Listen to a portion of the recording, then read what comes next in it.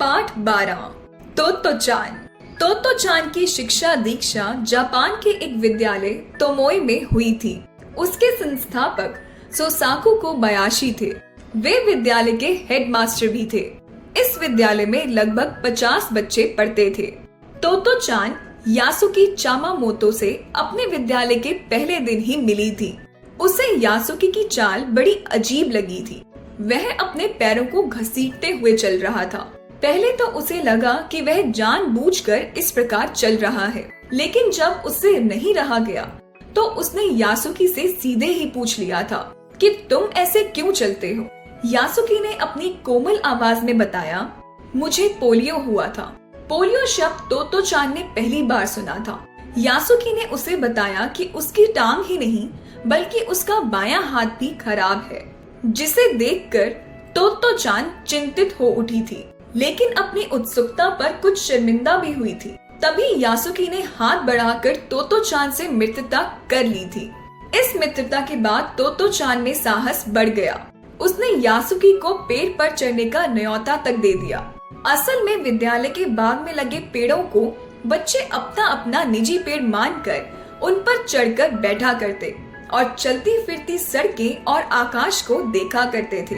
प्रत्येक बच्चे का अपना एक पेड़ था। यदि किसी को दूसरे के पेड़ पर चढ़ना होता तो उसे पूरी शिष्टता से पूछना होता था, क्या मैं अंदर आ जाऊं? यासुकी का अपना कोई पेड़ नहीं था, क्योंकि पोलियो के कारण वह पेड़ पर नहीं चढ़ पाता था। तोत्तो-चान ने गर्मियों की छुट्टियों में यासुकी को अपने पेड़ पर चढ़ने के लिए आमंत्रित किया था। यह बात उन्होंने किसी को भी नहीं बताई थी। घर से निकलते समय तोत्तो-चान ने माँ से नजरें चुराते हुए कहा था कि वह यासुकी के घर डेनन-चोफू जा रही है। विद्यालय में पहुंचने पर यासुकी घसीटता हुआ तोत्तो-चान की तरफ बढ़ा था। दोनों एक दूसरे को देखकर ठहाका लगाकर हंसे थे। आज वे ऐसा कुछ करने जा रहे थे जो अजीब था। गर्मी की छुट्टियां चल रही थीं, इसलिए विद्यालय में चारों तरफ सन्नाटा था। तोत्तो-चान ने चौकीदार के घर से तिपाई सीढ़ी उठाई और घसीटते हुए अपने पेड़ के नीचे खड़ी कर दी। सीढ़ी पेड़ के ऊपरी तने तक पहुंची थी, जहां तना 2 भाग में बटा हुआ था। तोत्तो-चान अब यासुकी को ऊपर चढ़ने के लिए प्रोत्साहित करने लगी। वह यासुकी के कमजोर हाथ पैरों की शक्ति बनकर उसे ऊपर चढ़ाने की कोशिश करने लगी। वह उसका एक एक पैर सीढ़ी पर रखने में मदद करती रही और इस तरह यासुकी सीढ़ी के ऊपर चढ़ गया। लेकिन अंतिम सीढ़ी से पेड़ पर चढ़ने के लिए छलांग लगानी थी, जो यासुकी नहीं कर सकता था।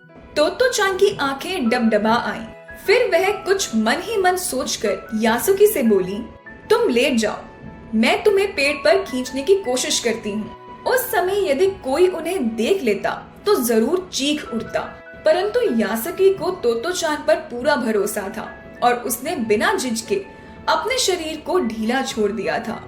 तोत्तो-चान ने पूरी ताकत लगाकर यासुकी को पेड़ पर खींच लिया। काफी मेहनत के बाद दोनों पेड़ के तने पर बैठे थे। पसीने से तरबतर तोत्तो-चान ने झुककर यासुकी का अभिवादन किया और झिझकते हुए यासुकी से पूछा, क्या मैं अंदर आ सकती हूँ? यासुकी के लिए पेड़ पर चढ़कर दुनिया देखने का अनुभव अपूर्व था। दोनों ने बड़ी देर तक पेड़ पर बैठकर खूब सारी बातें की। यासुकी ने खुश होकर कहा, तो ऐसा होता है पेड़ पर चढ़ना। यासुकी के लिए पेड़ पर चढ़ने का यह पहला और अंतिम मौका था। तोत्तो-चान गर्व से भरी यासुकी को देख रही थी और यासुकी की खुशी का तो ठिकाना ही नहीं था। पेड़ पर चढ़ने के लिए दोनों ने बड़ी मेहनत की थी।